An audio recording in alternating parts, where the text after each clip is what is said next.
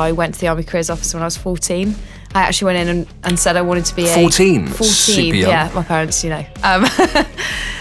So I basically asked whether I could be a sniper in the SAS or a tank commander. And they turned around and were like, oh, you can't do any of those three, but you can go to Harrogate, or I also got told there was a boarding school as well. So, I mean, ever since then, I basically went to uni and then ended up going to Sandhurst. And from then on, as soon as I was able to join the RTR, which was when I was in juniors at Sandhurst, I've never really looked back. So I just think the job, the thrill, the guys, the community, everything, yeah, it's basically like a big family.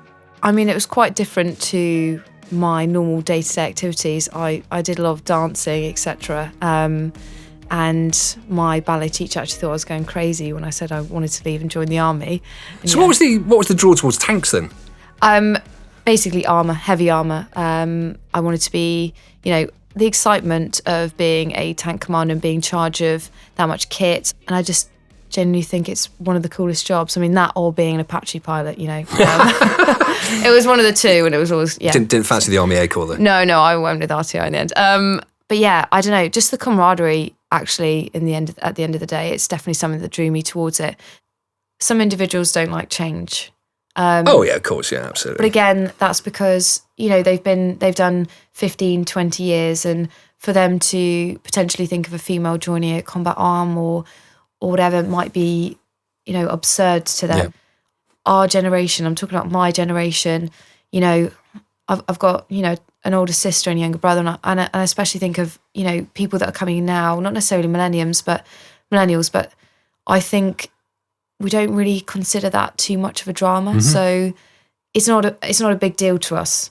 You know, I think there was some individuals that disliked it more than others, but the majority of people, you know, didn't really give me any Which is trouble. crazy. I mean, for forever now, we've had, you know, women on the front line. We've had dog handlers, medics. For us in the RTR, it was always, you know, the REME. I mean, the REME were always there. We had recce mechs who were female, so front line, dragging your tank out when you got ditched or had a broken down or something. So this was my main point, was everyone was saying, you know, combat arms bowler, this, that. And I just thought, you know, there's some individuals there, some females that, you know, never get mentioned. Yeah. And, you know, we've had females on the front line for ages. Yeah. And it's not just me coming along and doing this now.